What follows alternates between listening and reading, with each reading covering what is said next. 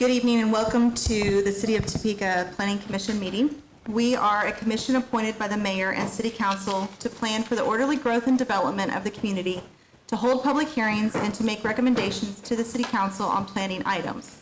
Please note that the city council rules state that public hearings for planning cases shall be conducted solely by the planning commission.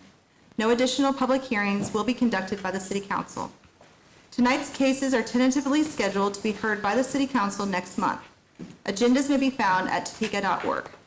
For cases that require public hearings, the procedure will be as follows. First, the planning department staff will summarize the case.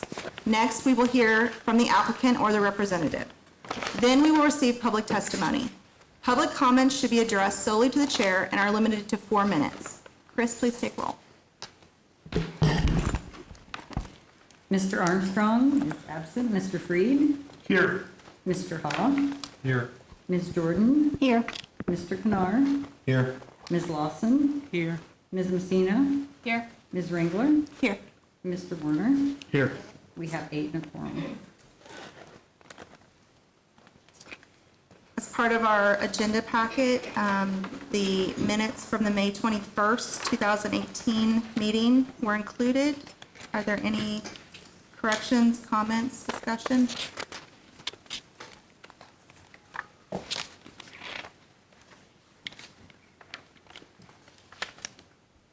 Hearing none, I would accept a motion for approval.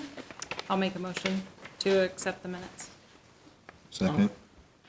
Motion's been made and seconded. Chris, please take vote. Mr. Freed? Yes. Mr. Hall? Yes. Ms. Jordan? Abstain. Mr. Knar? Yes. Ms. Lawson? Yes. Ms. Messina? Yes. Ms. Ringler? Yes. Motion passes 7-0 with 1 abstaining. Next on the agenda is any declarations of conflict of interest, ex parte communications by members of the commission or staff. Is there anything that we need to disclose? Hearing none, we will move on to the public hearings portion of the meeting. First on the agenda is Z 1802 by Hudkins, Stevens, and Zona. Mr. Nunabel? Yes, good evening, Commissioners. This first case is a proposed zoning reclassification from C2 Commercial to M1A Limited Multifamily District for a .78 acre lot with a single-family residence located at 336 Southeast 45th Street. The change in zoning will provide for sale of the property to a new property owner in conformance to mortgage lender requirements, who intends to continue to utilize it as a single-family residence. The single-family residence was constructed on the property by the applicant's parents in 1953.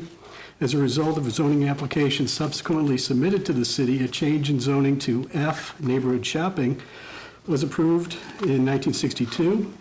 The city comprehensively amended its zoning code after 1962, including a change in zoning classifications that resulted in the F designation being the current designation of C2 commercial. Although the city's current zoning regulations prohibited single-family residence within the C2 district, the existing residence is a legal non-conforming use. The adjacent land to the north includes residential and commercial uses. To the south, across Southeast 45th Street, the property is zoned OS1, open space, and intermittently used for agricultural production. The area to the south also includes property zoned I1 light industrial with existing development, including an indoor roller skating establishment. The purpose of the proposed M1A zoning district, as described in the city's zoning code, is to the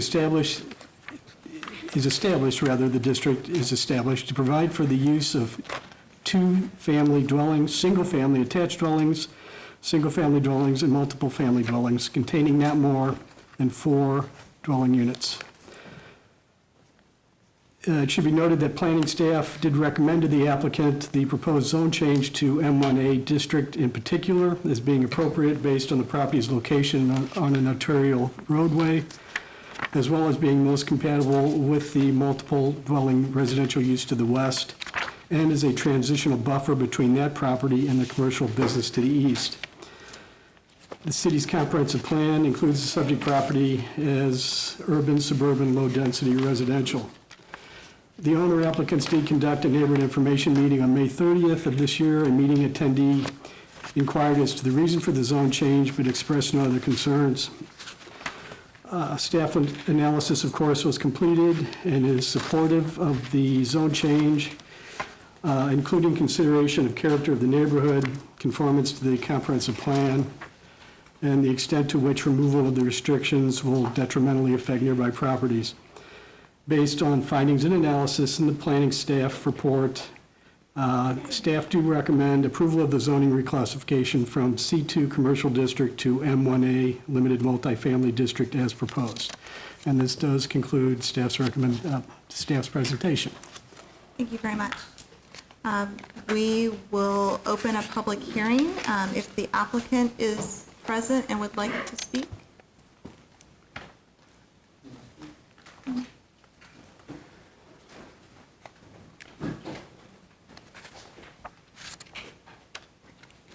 For the record, just state your name and your address, please. I'm Zona Hutkins, daughter, inherited the house. What do you need? Does the commission have any questions for the property owner? Okay. Okay, All right. that's easy. Thank you so much. Okay, thank you. Is there anyone else who would like to speak to this case? All right, seeing none. Close the public hearing. Commissioners, do you have any questions for staff or discussion points?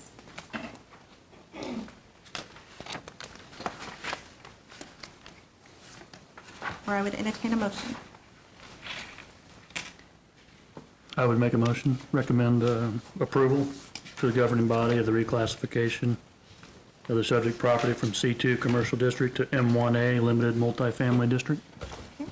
We have a motion to approve. I'll second. Have a second. Chris? Mr. Warner, Aye. Ms. Ringler, Aye. Ms. Messina, Aye. Ms. Lawson, Aye. Mr. Kennard, Aye. Ms. Jordan, Aye. Mr. Hall, Aye. Mr. Freed. Aye. Motion passes 8-0. Thank you. Next on the agenda is PUD 0601C by College Hill Apartments LLC. Mr. Nudaba? Yes, Commissioners, this is a proposed amendment to the College Hill Redevelopment Planned Unit Development Master Plan to provide for the construction and operation of a dog park and pet exercise area as an interim use on vacant property located at 1423 Southwest Lane Street.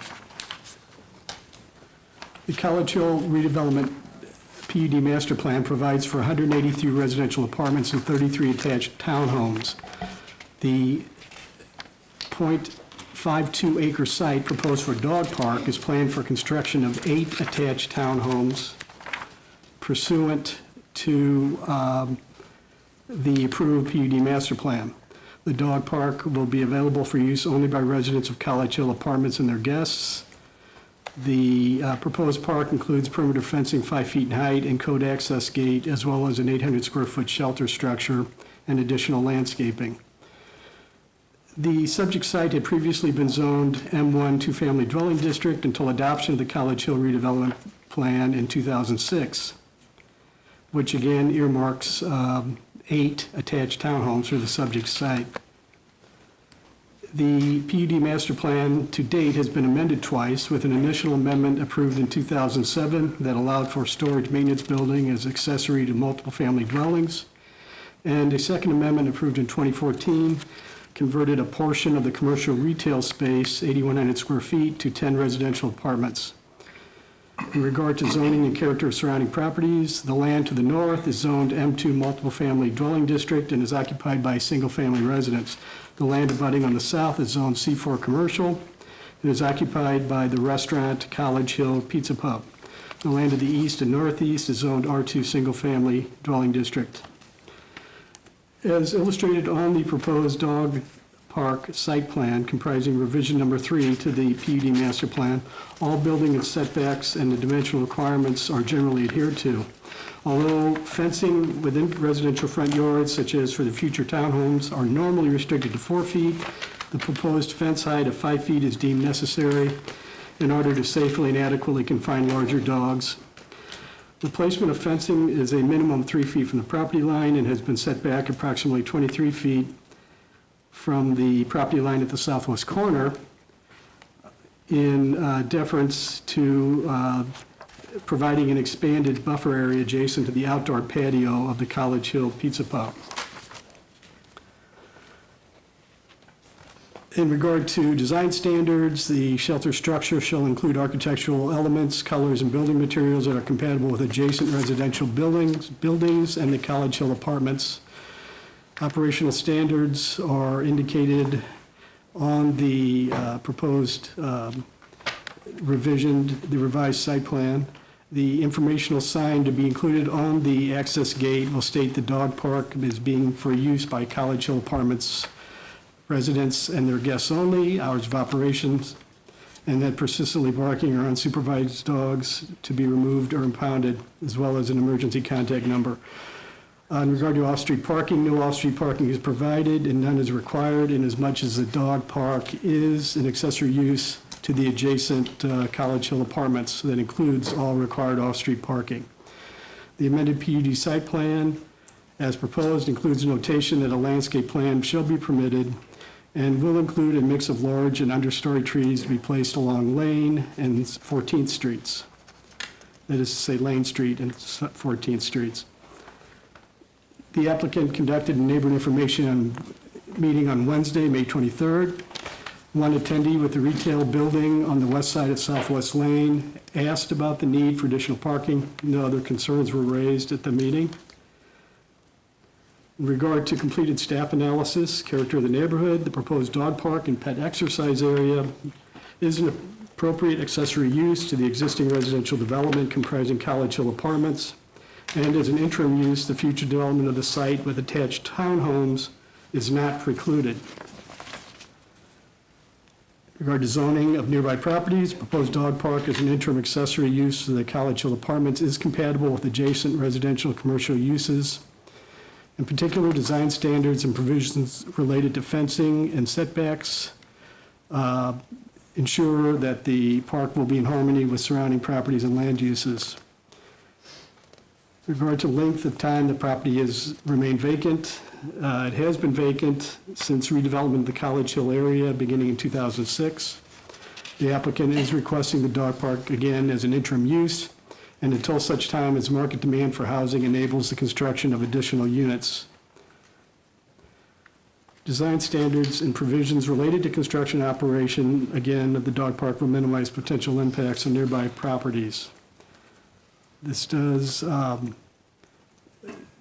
staff have proposed 2 conditions as indicated in the staff report. In your supplemental handout this evening, staff is recommending one additional condition. This is proposed condition number 3, indicating that the interim uses of dog park shall be valid for a period of 3 years from the date the PUD master plan is recorded, at which time the owner shall cease operation of the dog park. The owner may submit an additional application to amend the PUD master plan to continue or resume operation of the dog park. An application to continue or resume will be processed as a major amendment. Based on the findings and analysis in the staff report, staff do recommend approval of the proposed amendment. And this concludes staff's presentation. Thank you. We will now open public hearing for this case. Madam Chair, my apologies to interrupt you here. I was not quick enough earlier on ex parte communications. Oh, sure. I did receive an email from Henry McClure regarding this issue. As we all did, I'm pretty sure. I'm pretty sure Yeah. everybody did, but I thought you were going to No, throw it out there, so. we spoke about that earlier since we all received it. It's a matter of record, All but right. thank you for bringing that up. Was late, sorry. Appreciate that. We also have a printout of an email. If the applicant is present or the representative and would like to comment. Good evening, Commissioners. My name is Mark Boyd. I'm with SBB Engineering in Topeka. We are here on behalf of the owners, College Hill Apartments, and Lou McGinnis. He is also here if you have any questions directed towards him. He's in agreement with the recommendations, although I guess I'm a little baffled about our conversation this afternoon about the 5-year sunset rather than the 3-year. What happened? Well, I'm sorry, Mark. Yeah, staff's recommendation is for 3 years. Okay, well, I guess we had a discussion that I thought this was going to be looked at for 5 years without a major amendment. Well, this is something we need to address at this point, but Okay, I guess I'm just off kilter because I thought this was something that you guys had discussed and you called me back with this, so I'm a little confused. Just need a clarification, I guess. I think at this point, Mr. Boyd, to address the planning commission, not staff, about that issue. Well, that's fine. Okay, thank you. Can you clear up my conversation with staff on whether this is 3 years or 5 years? We can definitely bring that up during discussion. Okay. Is there anything else you'd like to present? Pardon me? Is there anything else you'd like to present up front? No, I don't think so. I think other than that, he's in agreement with the conditions. Okay. I guess maybe I'll provide our clarification a little bit, or our side of how this came about. Okay. I've been doing this for quite a few years at Topeka. I've never seen a time frame put on a PUD. Don't know if it exists. Didn't even know you could do it. I've never known to be able to put a time limit on zoning. So this is unique in itself. Okay, so now we've got a condition that every 3 years they're asking this person to go through a major amendment to a PUD to extend the dog park. That's pretty impressive to me. That's quite expensive every 3 years, and I think all of us can understand how quick 3 years goes by. I'm not sure I understand why a major amendment's necessary. I'm not sure I understand why a public meeting is necessary to extend it. It seems to me that could be delegated to the planning director to decide whether or not a continuation of the dog park is allowed. So I guess I'd like a clarification on the necessity of a public hearing. That's how this came about. We proposed back to staff that, at least from a requirement standpoint, that 3 years seemed awful short. Is it possible that perhaps we could do 3 years with maybe a 2-year administrative continuance, and then at 5 years do a major amendment? We discussed, okay, it came back to me as, well, could you live with a 5-year extension or a 5-year temporary time period, and at that point go through a major amendment? And that was agreeable. This gives the property owner, Mr. McGinnis, time to, he's purchased a large number of apartments in town. It gives him time to analyze the market and what he can see as something that site could be utilized for. 3 years is an awful short time period. If he decided today to build, he'd be lucky to have tenants in there in 3 years to be able to do that. So, I don't know, it seems awful short to me. So I guess I'd like to open that discussion to change that from 3 years to 5 years.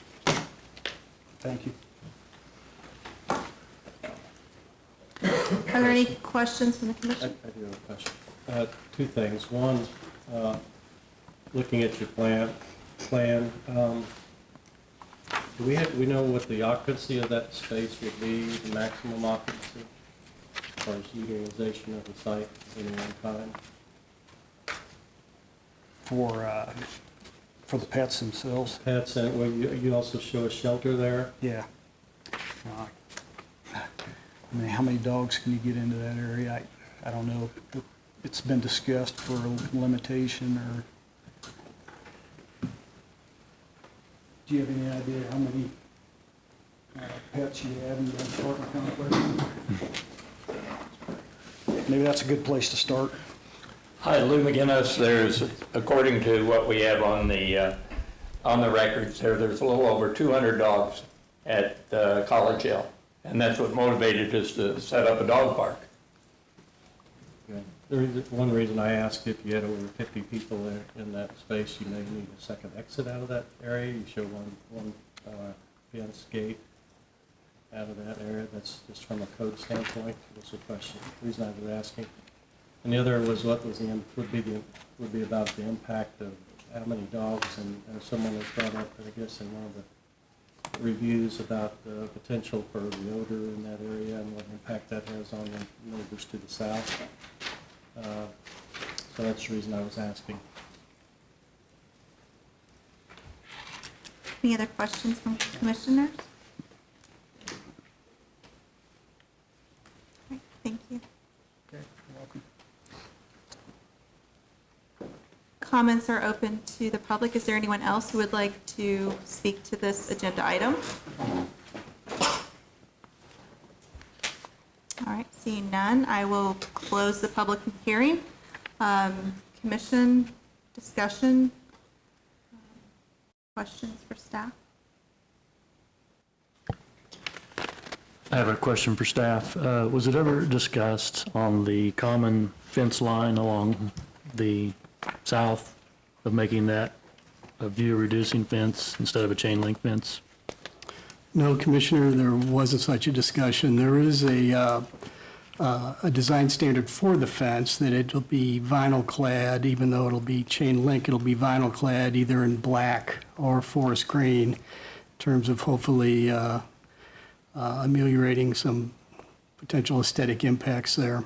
But still chain link? Yes. Just coated in a color or That's vinyl, correct, whatever it is? Commissioner, yes. So the corner was angled for that reason, because of the patio and the proximity? That's right. So there were some measures being taken to avoid that, I guess. I was just curious if maybe some type of vinyl slat fence or something would help that. But if it wasn't brought up by the adjacent neighbors, then I guess it's okay. Just a thought. Quick questions? Mr. Reed? Yeah, on the hours, I noticed one of the conditions says that the sign shall state hours. So are we using the fact that we're requiring them to put it on the sign that actually sets what the, because we haven't actually said that it can't be utilized except during those hours. We're just requiring them to have a sign that says certain hours. Yes, actually, Commissioner Freed, the hours of operation, I believe, they are 6:30 a.m. to 11 p.m. Essentially daytime hours. Right, but the way I see it in the staff recommendations, it's just saying that it's to be on the sign, doesn't actually say those are the conditions. So if the owner wanted to come back in a year and wanted to change the hours to 9 to 9, which would be inside that, he would have to make an amendment to the PUD because it's a sign requirement, it's not a stated restriction. The presumption would be that those are the maximum hours. And if there was a reduction, that wouldn't be, we wouldn't view that as being problematic or not consistent. Madam Chair, Yes. can I just chime in just for a minute? Sure. One of the conditions in the recommendation is that that be added as a condition on the master plan, so it's not just the sign. So condition number 2, revise information on PUD amendment site plan to be included on sign located on or near. Maybe that's what you're speaking to. I'm sorry, where is that? So it's in the staff recommendation.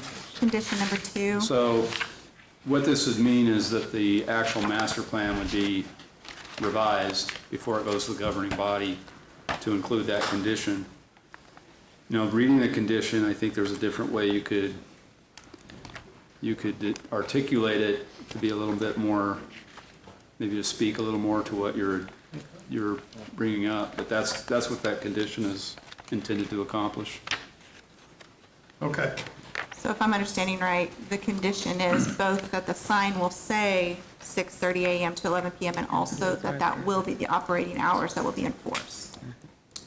That's the understanding. That was the purpose of that condition, yes. Okay, thank you for that clarification. I didn't read it that way. Other questions? Chair. Well, we've heard from the applicant about the proposed condition number 3 as to what their belief of the communications was. Could we hear staff's timeline of that conversation and what your thought processes were? Yes, this morning, Mr. Boyd and I did have a telephone conversation, and the comment was that the applicant felt that 3 years was somewhat onerous, and that the fact that we were proposing it be a major amendment as opposed to staff administratively completed minor amendment, and could those things be changed? Staff did discuss those options, but we were not comfortable with doing so. And I apologize for not communicating that, obviously, to Mr. Boyd as I had intended, but the thought was that certainly, as with any hearing process, that they could speak to any concerns they'd have this evening. But staff felt that it was a reasonable time period and process, in that we were trying to emphasize or further emphasize the interim nature of the proposed dog park, and the fact that we still need to be paying attention to the timely implementation of the PUD master plan and its designated land uses. So again, we felt for both those reasons that 3 years was a reasonable period.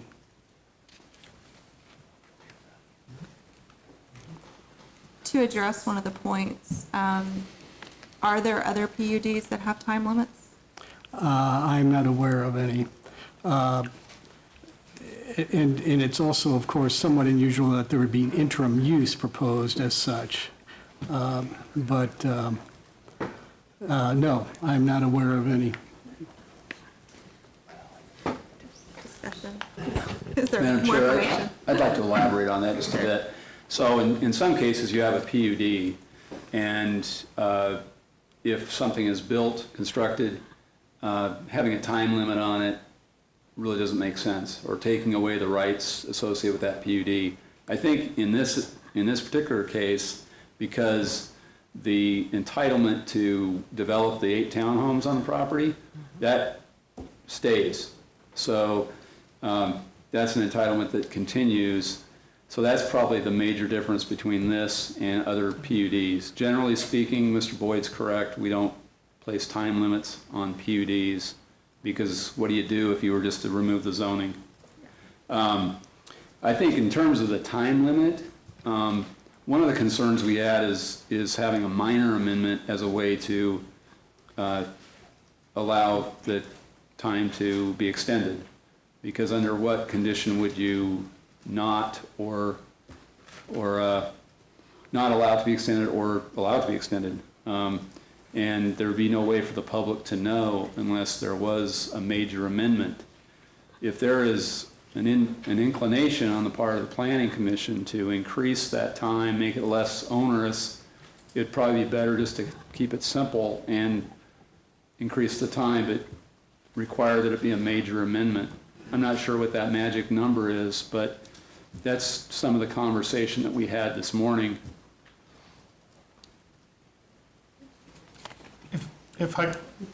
But is there, in your minds, because I heard the 3 years met the purpose of the interim and keeping in line with the development of the PUD plan, is there a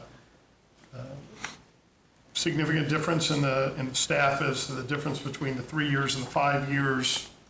Either way, it's going to be a major amendment when you get to the end of that period of time. Commissioner Freed, the As you heard, there's really two reasons, and you just, why to place this on there.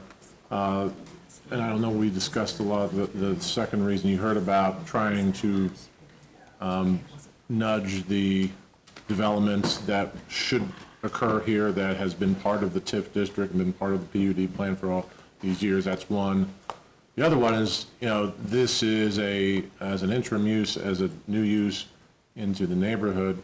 It may be objectionable down the line. It may not be maintainable. I'm not saying that's what will happen, but there are some unknowns.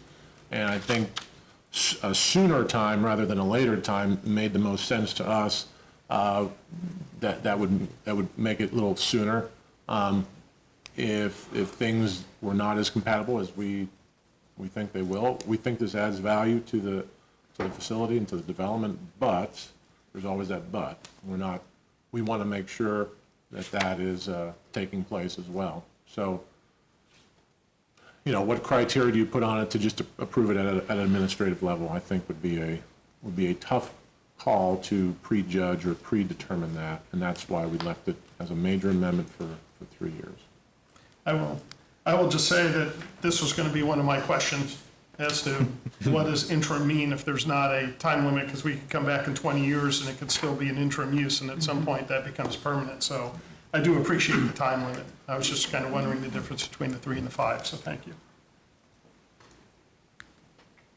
Any other questions or points? How about 4 years? 4 years. Well, I do find it interesting, since this isn't unusual, and this hasn't been in use here before, and we don't know what this is, that I can see short-term having the 3 years. Maybe you'd want to allow for up to a 5-year extension if they did come back the next time, because then you'd have clarification of whether it worked or not. But I could see having the 3 years initially for it to be renewed, since it is an interim use and it's unusual or it's not been previously done in that neighborhood. If I may also add, I know this didn't fall out of the air. We did have a meeting with the owner and the applicant, and there was an indication at that meeting that I was at that a 18-month to 24-month time period for developing the property for townhouses or apartments was something they were looking at. So we went above that, realizing 2 is pretty short. So to get that turned around. So. Any other questions or discussion points? I would reiterate the point that's already been made. That was going to be my question, is could we put a time limit on it and what would be feasible? So I'm right in there pitching on that aspect of it. Madam Chair, I guess I lean more towards the 4 or 5 years. Someone like to make a motion?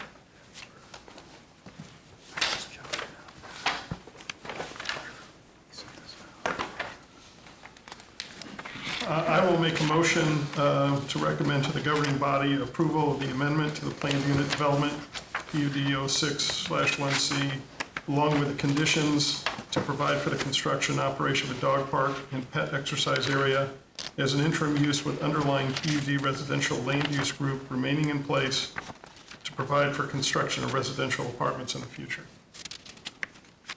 And to clarify, that's the conditions as they are recommended by staff. Yes, including new proposed condition number 3. We have a motion. Is there a second? I'll second. Chris?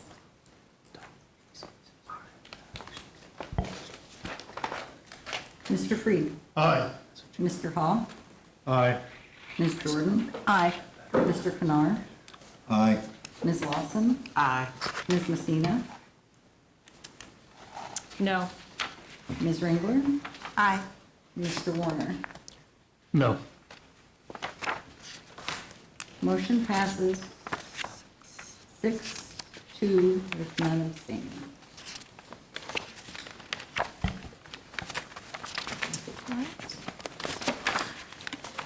Next on the agenda is a PUD 1801 Frito-Lay subdivision number 3, master planned unit development plan by Frito-Lay Inc. Thank you, Ms. Chairman. Yes, this is the applicant is Frito-Lay Inc. Case is PUD 18-1. The applicant is requesting a zone change from I-1 Light Industrial District to PUD Planned Unit Development for I-1 uses. The main reason for the PUD zoning is for them to gain approval of a variance from the Planning Commission that would allow them to exceed the building height limitation of 70 feet in the I-1 district.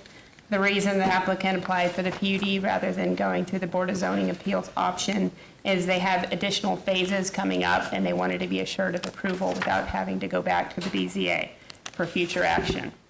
The uses that they're proposing are permitted under the base zoning of I-1. The property is located at the southwest intersection of Southwest Kirklawn Road and the dead end of Southwest 42nd Street. It's bounded on the northwest side by the Kansas Turnpike. Property contains 18.31 acres.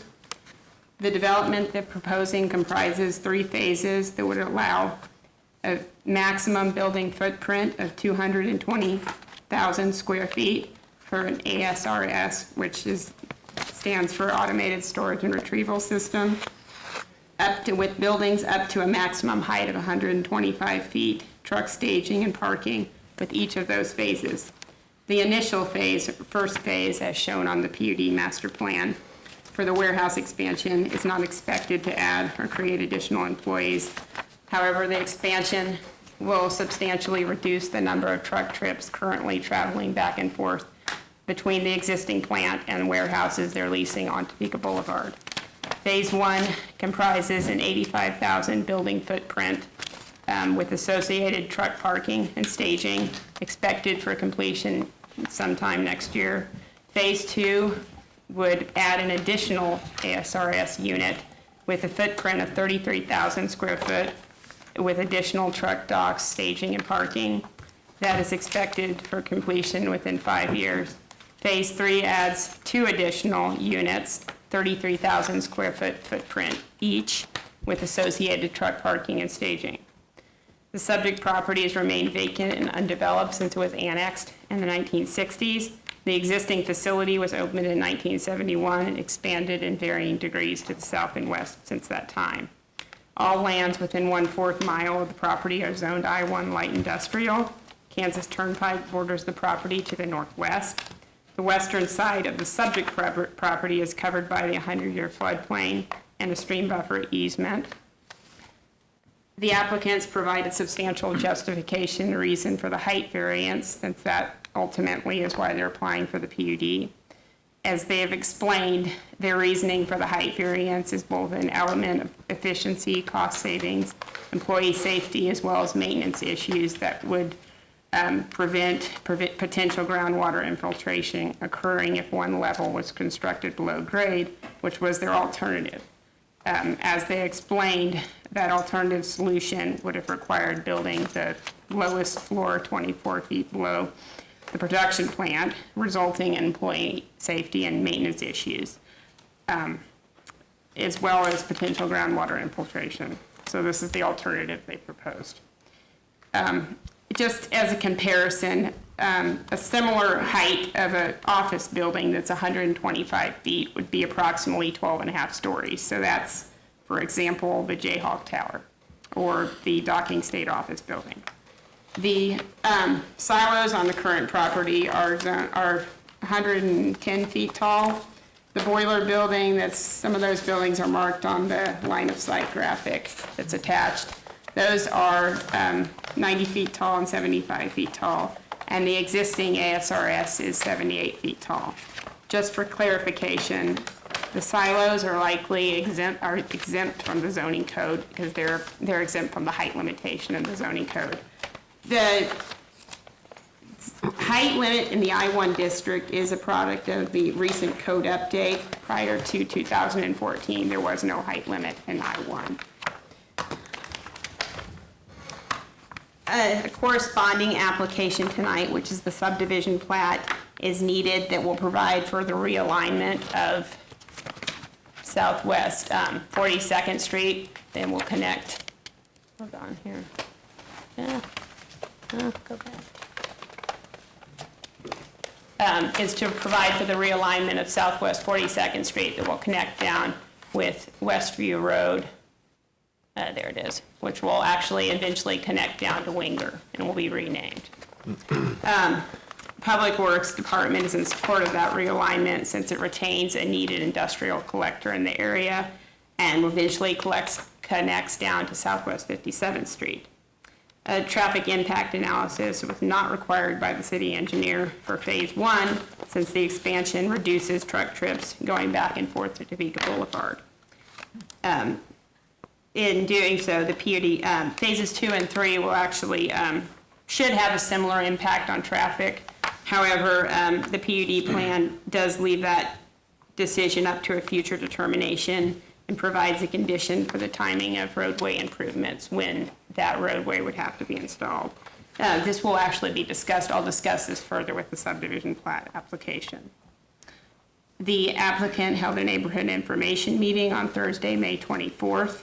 One property owner just adjoining the site, right at the southeast corner of 42nd and Kirk Lawn, attended the meeting. Their primary concern was the truck parking and staging that's currently located along the public streets of southwest 42nd and Kirk Lawn, which are signed no trailer parking.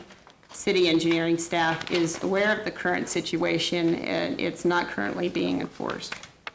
The proposal is expected to improve the issue. The character of the area is industrial and land use and zoning. PUD does not alter the zoning that's allowed. The subject property has been zoned for industrial since the 1960s, and it's still suitable for industrial uses. Staff believes the taller building height, smaller footprint, and density is appropriate on the property that's also limited by other site constraints.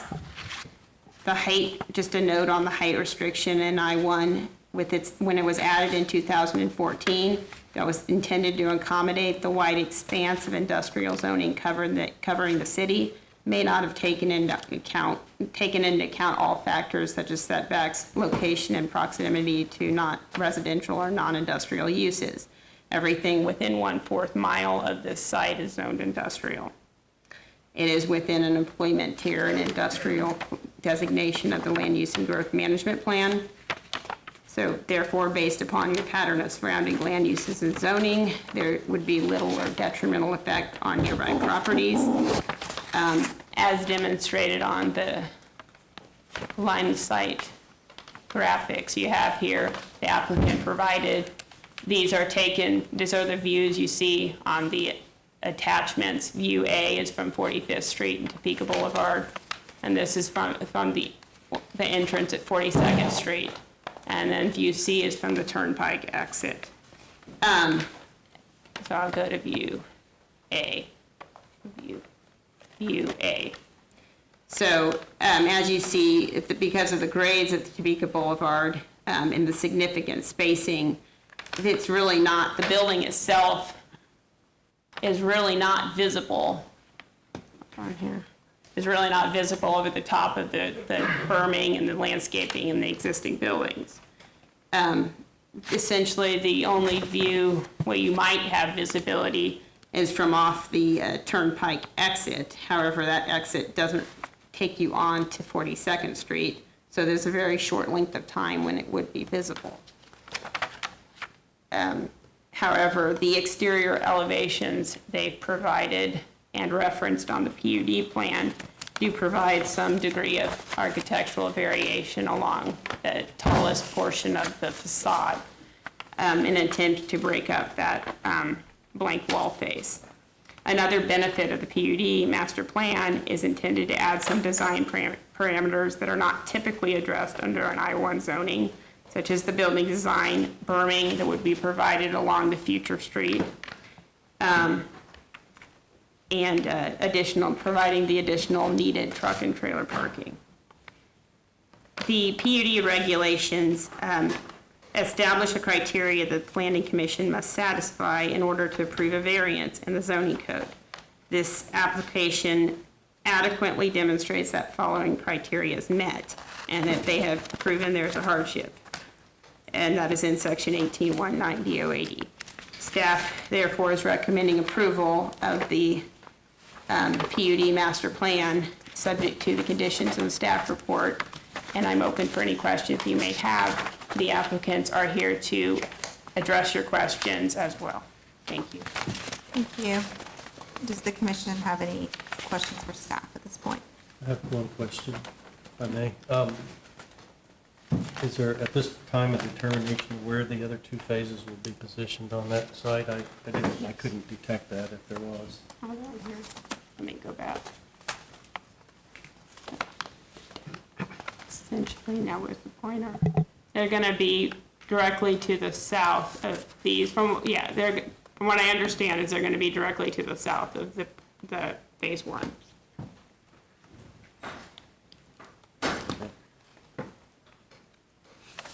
Any other questions at this point?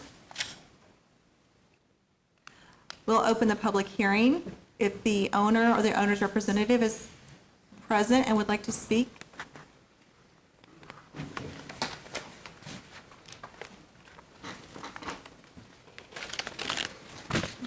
Good evening, commissioners and staff. I'm Alan Moore. I'm the director of engineering at the Frito-Lay site. I was going to give an overview of the project, but Andy's done a pretty thorough job. So what I will tell you is our future site expansion is really limited by warehouse space. And when I say expansion, so for us to add manufacturing future process lines, anybody that's been down in that area knows we are out of warehouse and trailer space. So as Andy had mentioned, for us, immediate impact of this will be get new parking off the street. Takes 12 to 15 trucks a day that are running between us and Forbes. We're operating out of 2 off-site warehouses. So really the first part of the phase of this proposed project will do that. And then the eventuality is, as we have warehouse space, it provides us the ability to come back and add manufacturing, which is really where we have the jobs. Annie covered everything else that I have, so I guess I'm open to questions that you've got directly. Questions for Mr. Moore? Oh, Mr. Priest. So part of this is seeking the extension or changing the maximum height up to 125 feet. Is that, and I know you've done the design for phase one, do you anticipate also going to that full height in the other phases? Potentially, yes. I mean, that's the max, and it's really about, if it's a couple of things. Again, as Annie said, it's we can get that height by going in ground, but it really in the future has us operating in an area where we don't want to have workers 24 foot below a platform that other workers are working on. So this first one, that's the maximum height from an efficiency of the automated equipment that goes in this. Potentially, then again, it could go to that height. We don't know. The future phases really are just conceptual at this point, and that's why we're asking for the 125 foot on the initial PUD. Thank you. If I might, I'm just, doing numbers quickly here, and trying to get some timing. When did you begin the architectural phase on this development? The architectural phase. Well, I'm just looking at the fact that the code went in 2014 at 70 feet. Yeah. You're wanting a variance to 125 feet, and the alternative would be to put 24 feet below ground. Either below ground, or we could go with an option that required us to add more equipment. So there are some capital investment efficiencies. I understand. What I don't understand is if 70 and 24 equal 94, why we're at 125. Because one of the design solutions that we are still looking at, right? So this isn't a project that's a done deal. One of the design solutions from an alternative vendor, so we've got multiple equipment vendors, is saying that their equipment is more efficient in terms of pallets per hour handled at an increased height. Any questions? All right, is there anyone else representing the owner that would like to speak? Good evening, Commissioners. Angela Sharp with Bartlett and West representing Frito-Lay, and John Hassler with the Haskell Company is also here this evening. He's the architect on the project, so he can answer any other technical questions specific to the building. Annie, as always, did a great job of summarizing the case. Basically, the PUD we determined was the appropriate way to try to facilitate this height differential that they're needing from what's approved in the light industrial zoning. And that does allow us those design constraints like Annie talked about, as far as having a landscape berm required along the future extension of 42nd Street that will further screen the property from the highway, which is, as she mentioned, the closest view to the new building. Also, one of the other design constraints would be signage. Currently, with just the light industrial zoning, they would be allowed 55-foot tall sign, and we are limiting that to a monument sign and then a wall sign on the building that will further break up that expansive wall on the taller building. As Alan mentioned, the traffic will actually be reduced based upon this improvement, and will hopefully provide future expansion opportunities that'll provide even more jobs in the community. And then, of course, with any development, we'll be reviewing and adhering to the stormwater quality and quantity treatment criteria, and that's under review by the engineering division. We're working through details on that with Jennifer Harrell.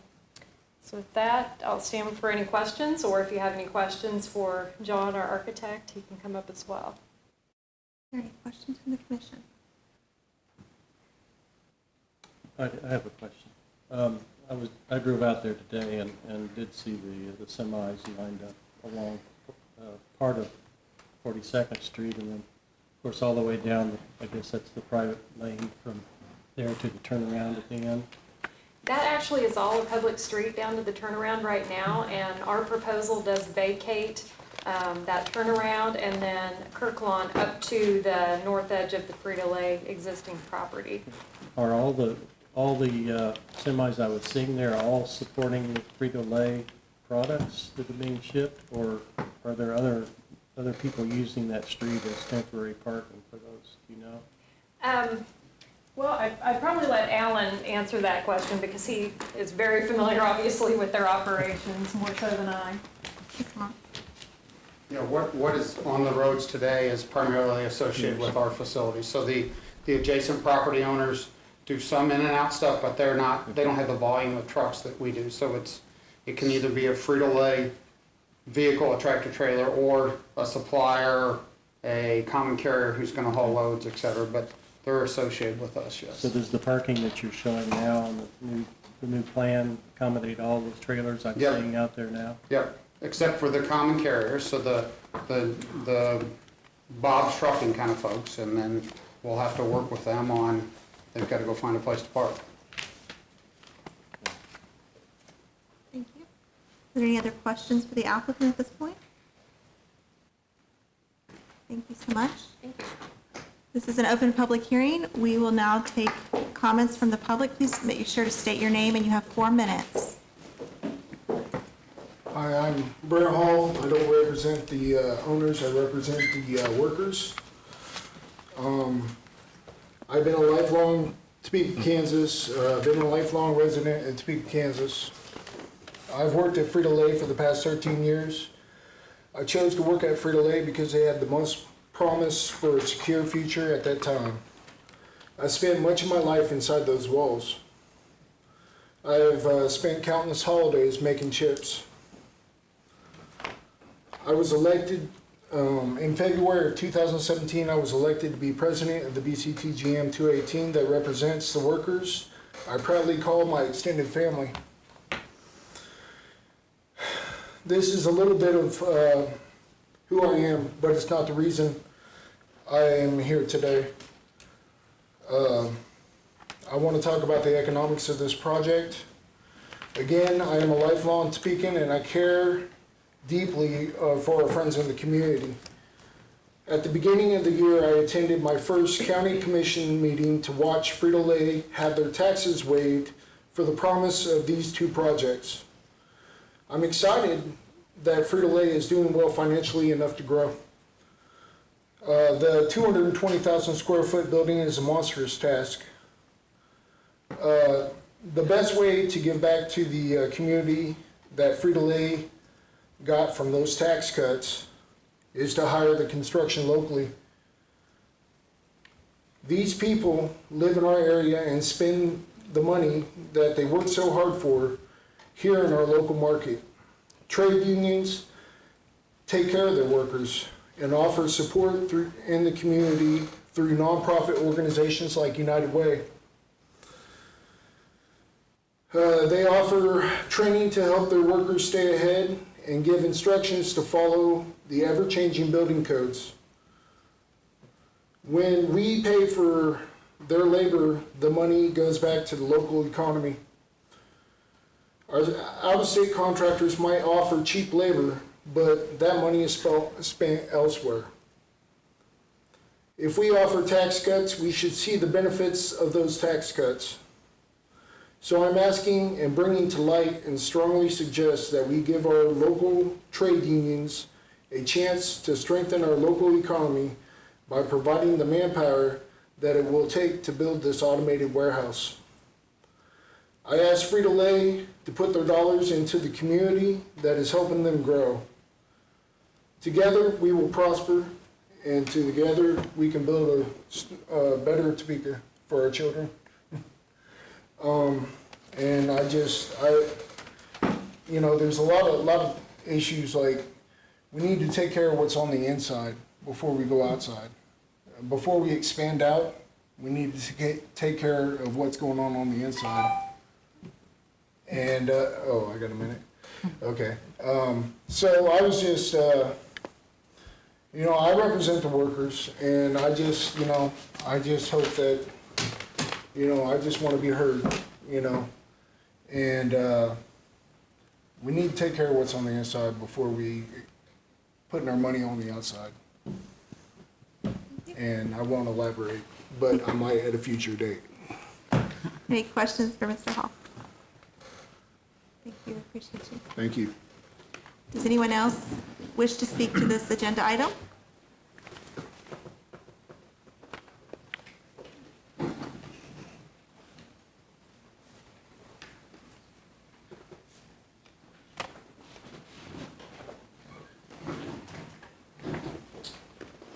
My name is Shelby Fehrenbacher. I am just here informally as a concerned citizen, and I've had the pleasure of speaking to some of the workers at Frito-Lay and being able to just converse with them. And I've seen their families playing in the park, and I'm concerned really for a lot of reasons about the expansion of this, but most notably for the reasons of also child well-being. I worked for a number of years here in Topeka with childcare and have my degree as a master in social work, and I'm concerned with the idea that families are stronger and better when workers are able to go home to their children.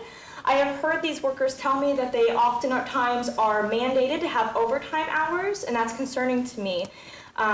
What I heard today was that there is no plan to expand employees with the expansion of this building. To me, that says one important thing, that we're going to mandate these people to be working more. And that is really, really concerning to me because we already have that infrastructure in place, and these families are already being harmed by that, and the children aren't able to have their parents come home.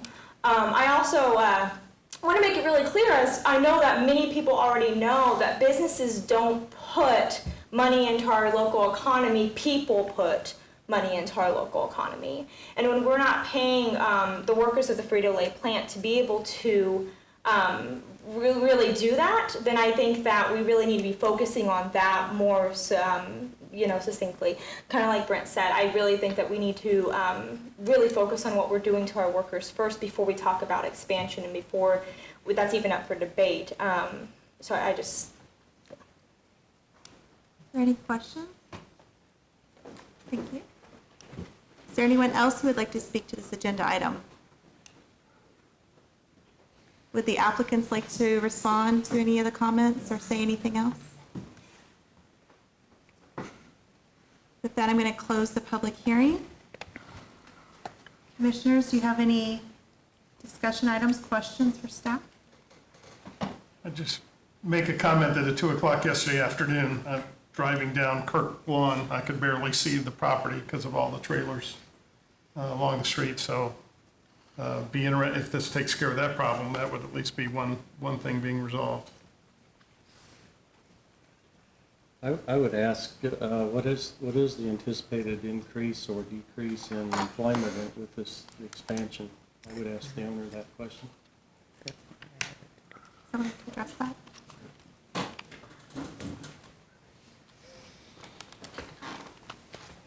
Alan Moore again. So this is an automated warehouse, mostly automated.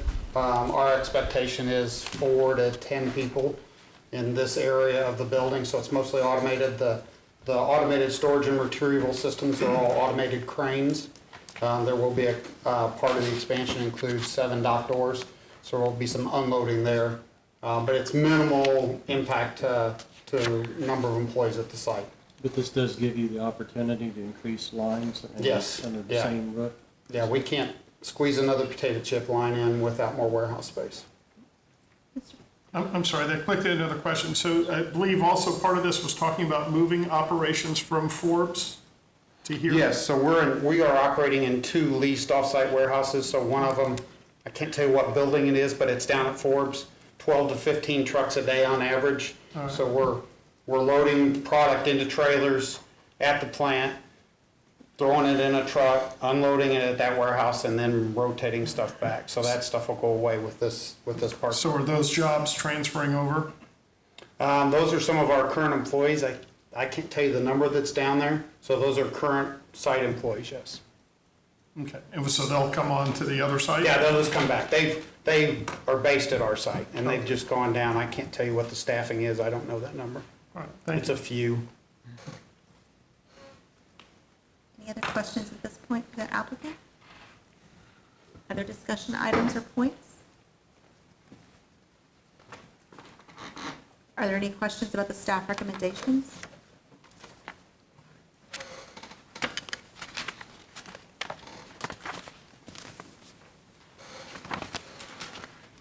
Looking at the maps, I was a little concerned at first about the flood maps, but the water drainage and everything is being addressed, is that correct? Yes, it is. That is one of the conditions. There are some comments from stormwater engineering that they need to address before this goes on to city council approval. Anyone else have any concerns or comments? I think one comment I'd make, based on the setbacks that these additions are from the surrounding area, I don't think the height of those buildings are an issue at all. I agree. Any other concerns about the height?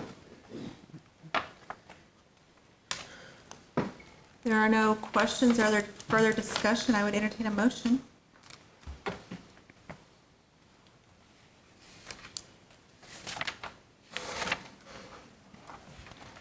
Madam Chair, I would move for approval with the 9 recommendations made by staff. I'll second. It's been a motion and a second. Chris, would you take one? Mr. Freed? Aye. Mr. Hall? Aye.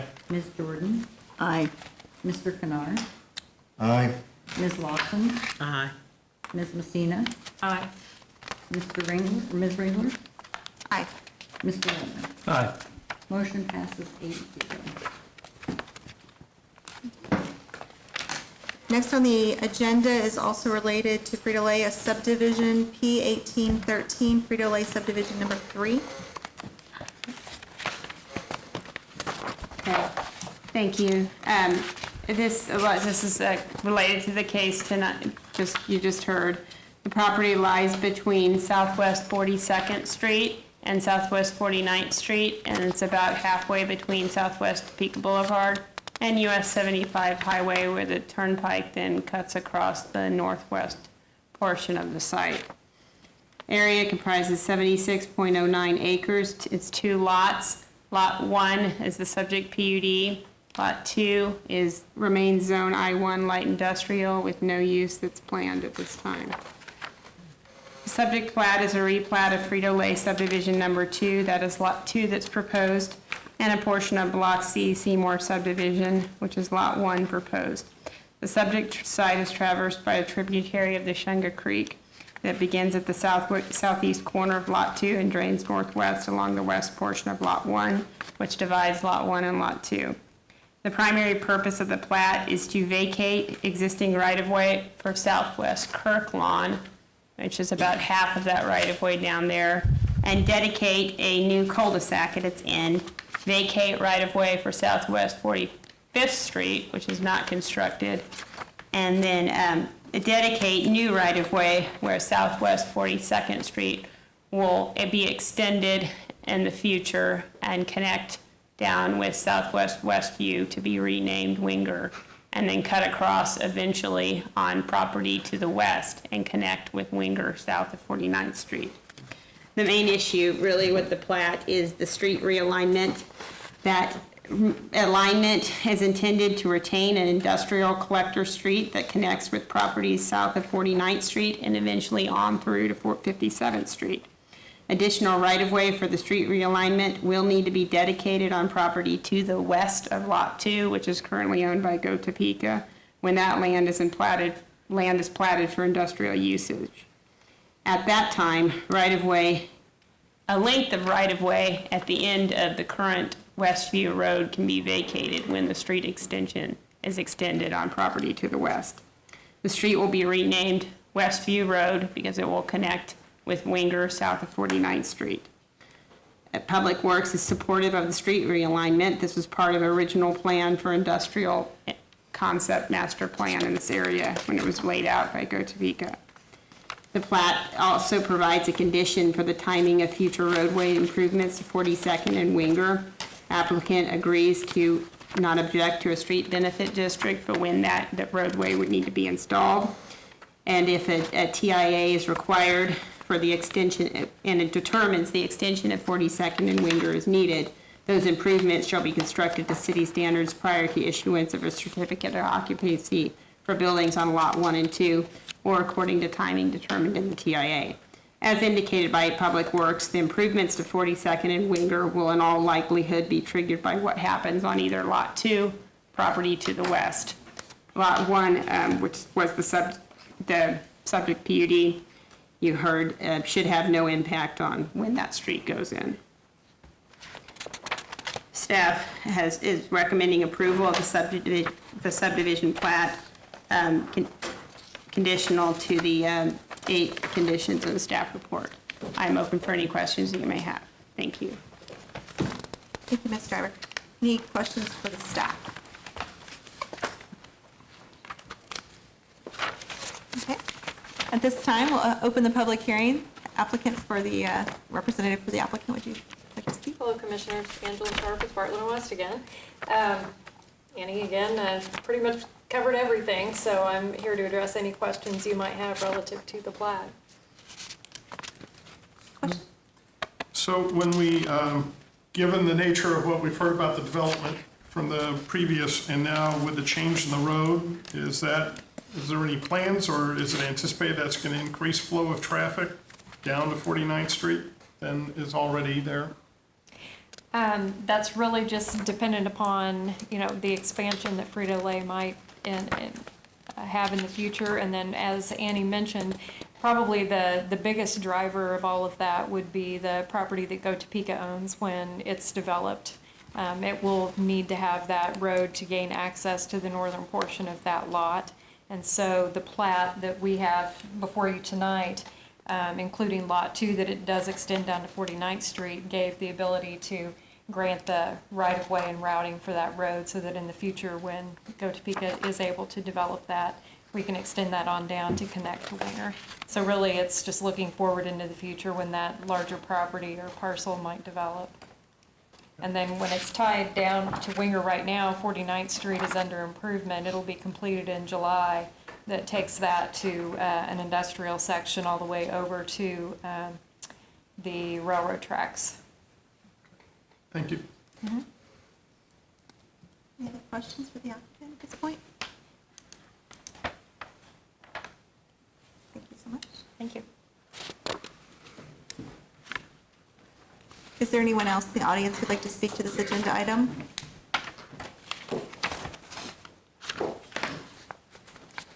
Seeing none, we'll close the public hearing. Are there any other questions or discussion points by the commission? So at some point, when we get into further developments of 2 and 3 and the change of the right-of-way, would there be some sort of traffic study to look at the impact if they're using the, what will be Wenger or what's currently Westview going down? Yes, that is 49th? correct, and that's what the note will require. A traffic study be either be completed if it's needed, and that's determined by the city engineer. Thank you. Are there questions or discussion points?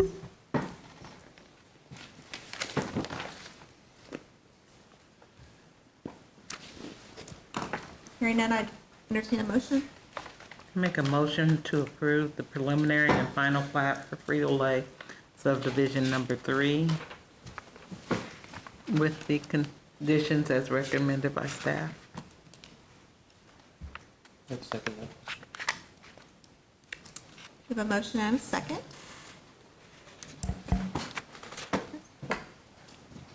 Mr. Warner? Aye. Ms. Ringler?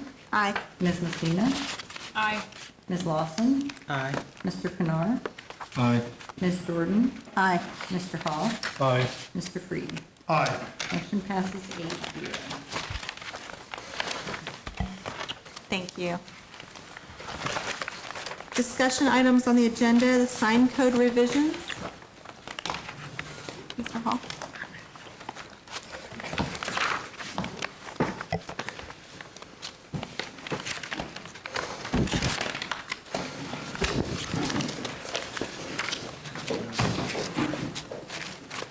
So Commissioners, we've had 2 or 3 discussion meetings on the sign code rewrite. The last one, we discussed freestanding signs for commercial districts and wall signs for commercial districts. We're at the point now where we're looking at a different topic related, of course, standards for non-residential uses in residential districts.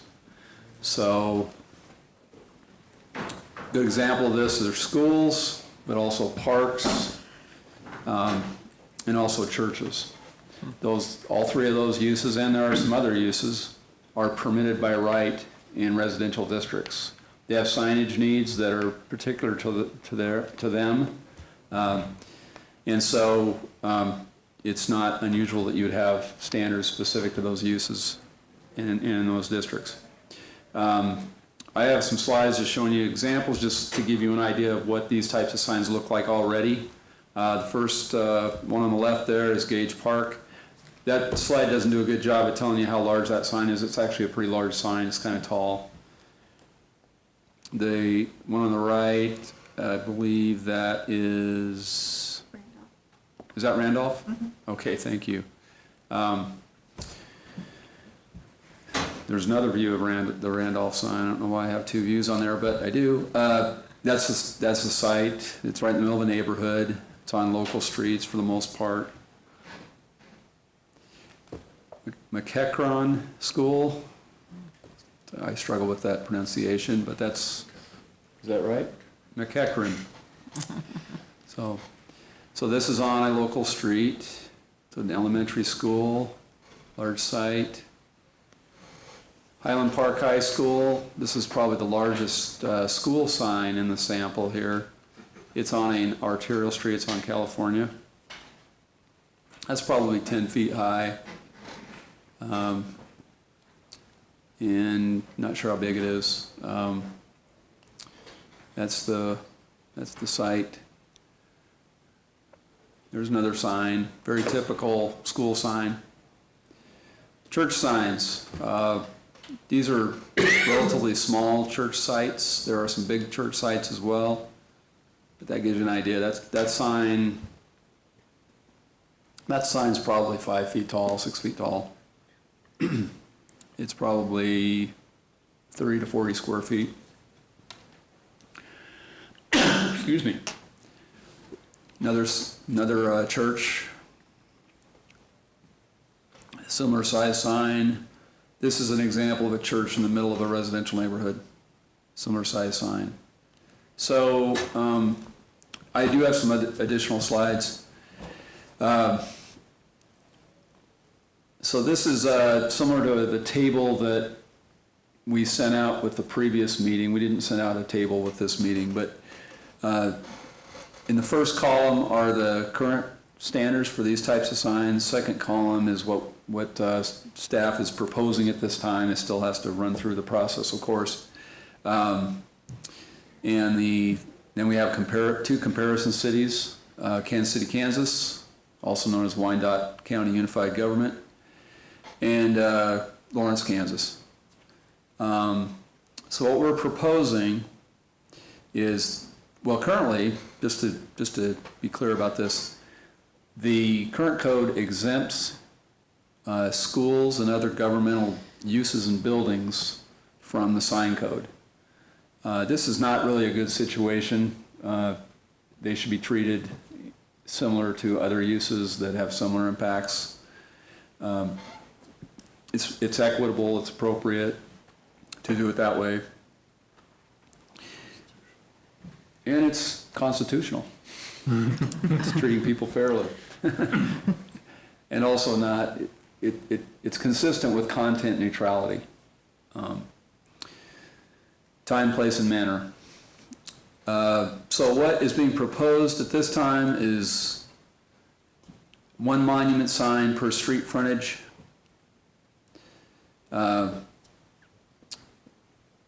Maximum 40 square feet, not to exceed 7 feet in height on a local and a collector street. Maximum 60 square feet and not to exceed 10 feet in height on arterials. One thing I wasn't real clear on, we do currently regulate signs for churches and other institutional uses. So in the spirit of trying to keep things simple, rather than having different standards for these different uses, there's just one standard for all of these uses in the residential district as is proposed. Also, I should point out, that says maximum 60 square feet. We've had some discussion. We think that ought to go to 65 square feet. So a couple things to think about. I won't address the comparisons unless you have questions about it, but if you can read what's up on the screen. A local and collector street, you'll find that elementary schools will be located on local and collector streets quite often. It's a neighborhood use. The character of a local and collector street is more residential, they're narrower, they tend to have single-family residential uses along them. An arterial street is just what you would expect. It's wider, more traffic, higher traffic speeds, tend to have more commercial uses, non-residential uses, or denser residential uses. And a larger sign logically is needed for faster moving traffic. The other factor in this is that schools and other institutional uses have come to rely more and more on electronic message centers. Electronic message center, as you might recall, is a sign with copy that can change. It can be, it's not static copy, it's movable copy. And electronic reader boards is another name for that, another term for that. They're used quite often, and a common size, kind of a module, is 32 square feet.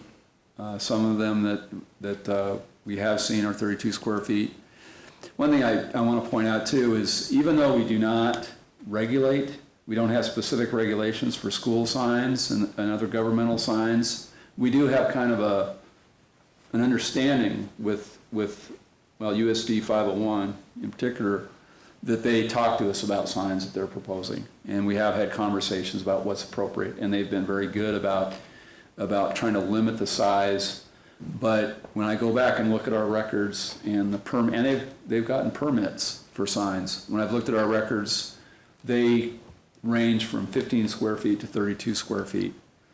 I think the Hummer sign, Hummer Sports Park sign, is actually larger than 32 square feet. That's probably more like 40 square feet or 48 square feet.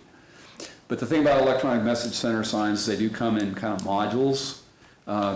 You can customize them to fit any size you want, but there's some benefit to the users to not have to do that.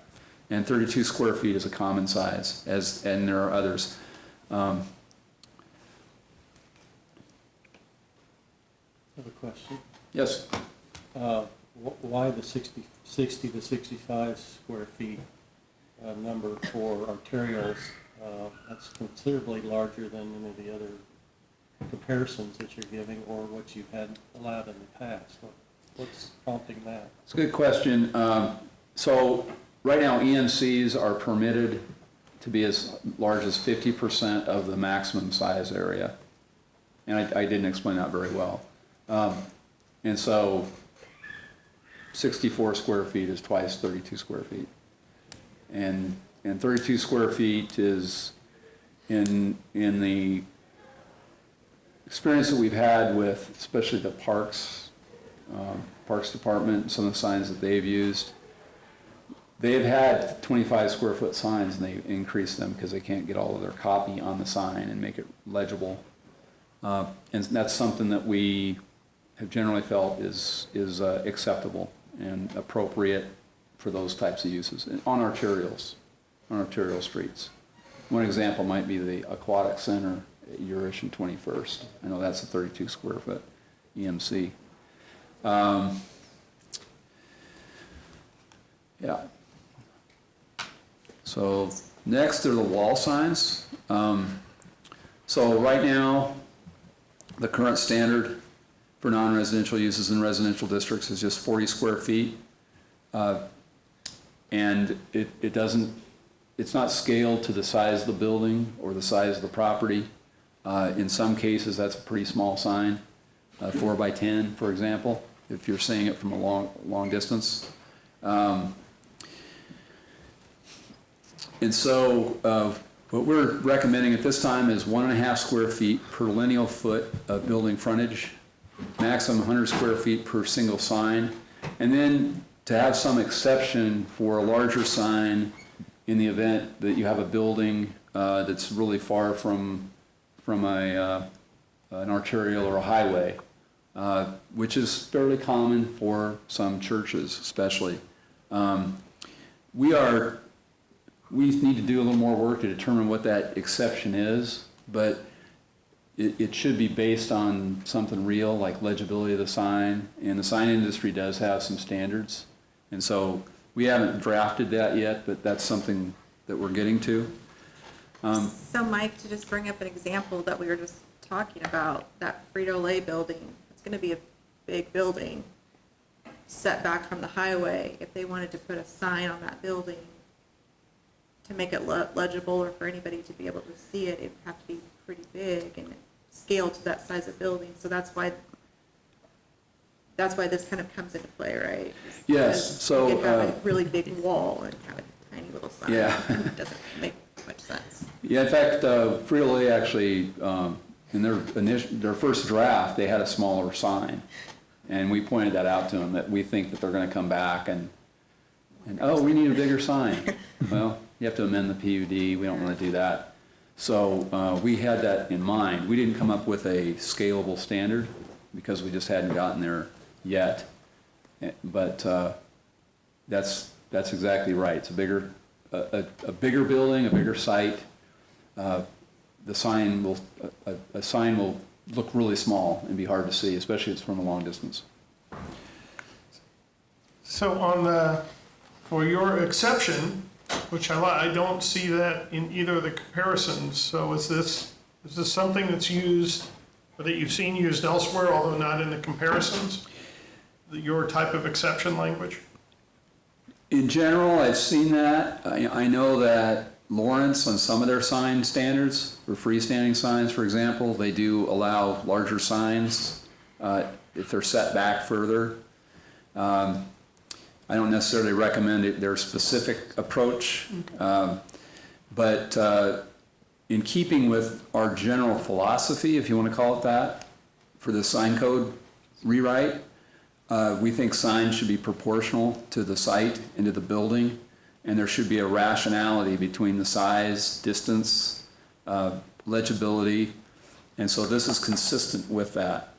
And just knowing the situations we've had, in fact, I'll show you an example in a minute, where we've had requests for bigger signs because people can't see the sign from where they're traveling. So this is a church. It's a fairly large building, large wall, and we were approached about a wall sign on this church, and they actually wanted a sign that was in the neighborhood of 250 square feet because they wanted people to be able to see them from the interstate. Now, it's not necessarily that everybody has a right to be seen from the interstate, it's not that, but it seemed like a reasonable approach or a reasonable request. Maybe not exactly what they were proposing, but a 40 square foot sign would be pretty small in this building. So if you look at how this standard would work, that's the building, that's the site. It's at Urish and 10th, and 185 linear feet. And I can't even read my own slide. It's not good. It's set too far back. It's set too far back. It's an object lesson. That's all that was.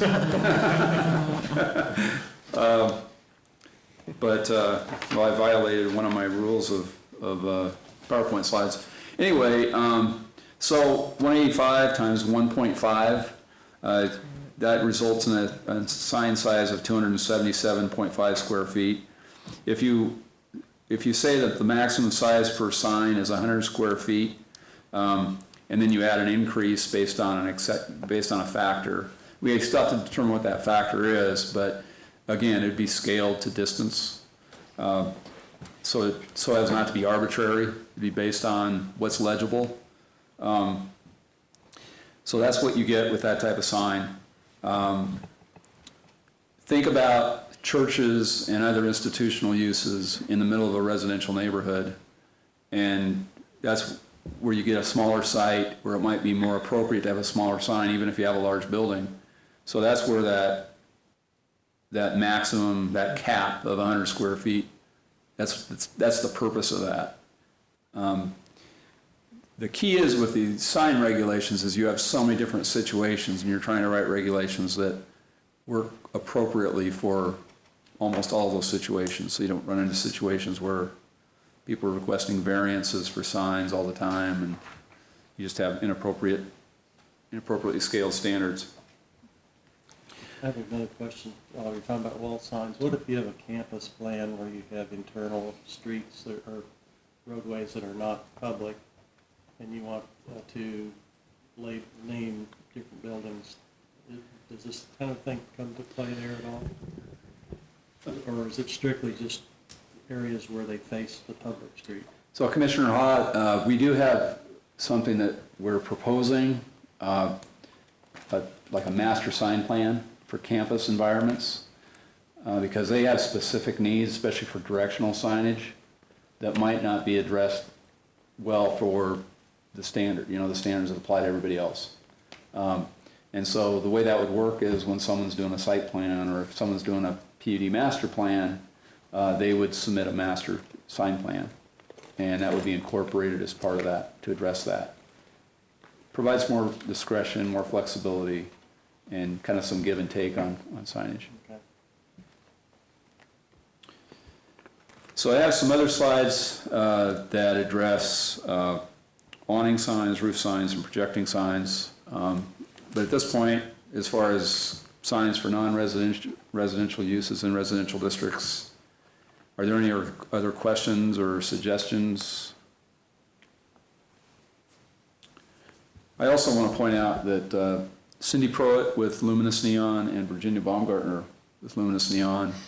They're on the sign code committee along with Chairman Ringler, and they're here. And if you have questions, they'd be great people to ask about these standards.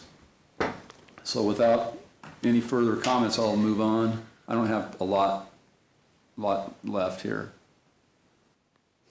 So there are a lot of different types of signs, clearly, and these are all types of attached signs, attached to buildings, projecting signs, awning signs, and roof signs. And we addressed this when we drafted standards for signs in the downtown districts. And awning signs, for example, we kind of treated like wall signs in terms of size, which seemed appropriate. Projecting signs are kind of their own type of sign. They don't really function like wall signs. Roof signs, kind of the same thing.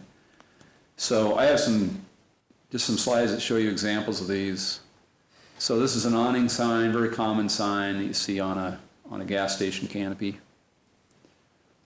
It's a projecting sign.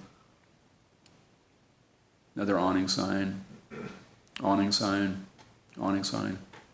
So roof signs. Roof signs are, sometimes they can be a creative solution when you have an odd building, maybe a building that doesn't have what's called a sign band. So a sign band is an area on the wall above the windows and the doors where you put your sign. And especially buildings that have been adapted from other uses don't really have that.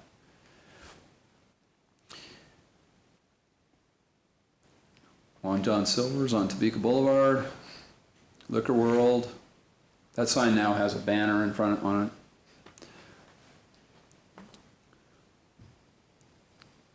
So these are all roof signs. These are kind of on a roof, but not really. That's really a decorative feature. The angle of that, I'm not sure you'd call it a roof. The reason that's important is because if we have more restrictive standards for roof signs, which might be something to consider, would it apply to something like this? This is a mansard. It's almost flat. It's at a very steep pitch. Another example, mansard roof. I would consider those roofs. You would, okay. Well, they have roofing material on them. Good point. They have Good shakes point. and metal. Good point. And they're sloped. So some of the questions that come up is how large, how many, how high. If you look at the Kansas Land Tire sign, they don't have a place to put a pole sign because they occupy the entire site. So they put the pole sign on top of the roof. So a roof sign, but it's on a pole. Is it okay for that to be 10 feet tall and as large as it is? I don't know. When we drafted the sign standards for the downtown districts, we addressed roof signs, but that was really for buildings that were really tall, mid-rise or taller. I think you have to have a building of 5 stories or more to have a roof sign. Different situation.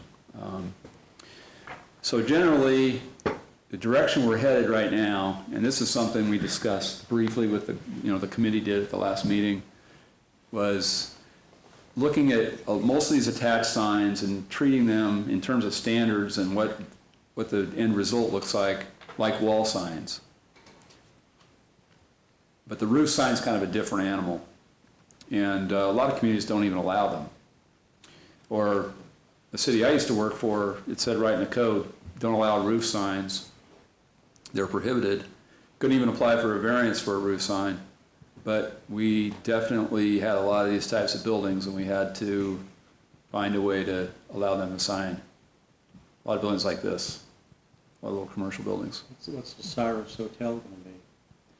Excuse me? Cyrus Hotel, what's its sign going to be? So they have a big roof sign, and we had the Cyrus Hotel in mind when we drafted the standards for roof signs in the D district. And I can't remember the size of the sign, but it's a big sign. And the Jayhawk Theater has 2 signs, I think.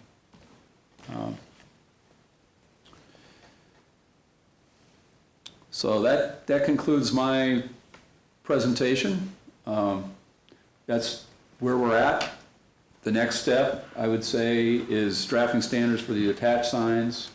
Again, I think the one to look for there is probably the roof sign standard, because I'm not sure it'll be treated exactly like a wall sign.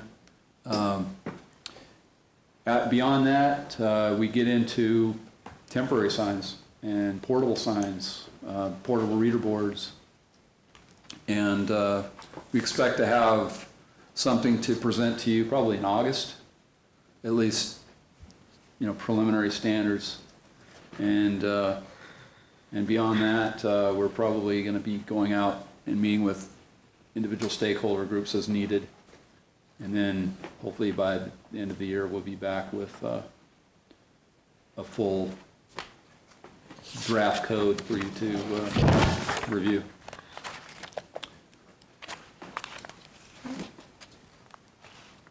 Learned more about signs than I ever knew existed, let alone wanted to know. Thank you, Mr. Hall. Communications to the commission? Couple? Commissioners, just a couple of things, because we thought you would want to know. In our development world, we have some building codes that are being updated. Just wanted you to know officially the city has adopted the 2015 International Building Code and International Fire Code and Life Safety Code as well. That was done, and those are in effect as of May.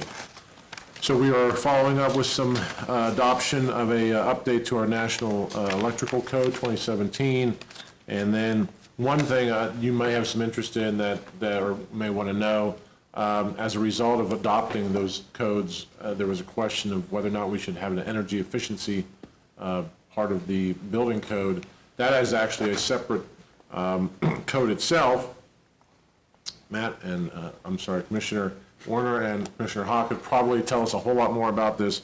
But the end result is we're going to form a committee of our development services appeals boards and also some private contractors to look into the question of whether the city should require or should adopt a international energy efficiency code that would apply to commercial buildings.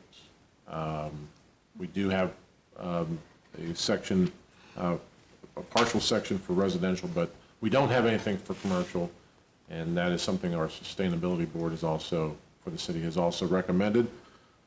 Thought you would want to know, just FYI, and keep you up to date with our other side of the planning world in terms of our development services. So I think that's all. Any questions? All right. I would hear a motion for adjournment. So moved. I second. We are adjourned. Sorry about that.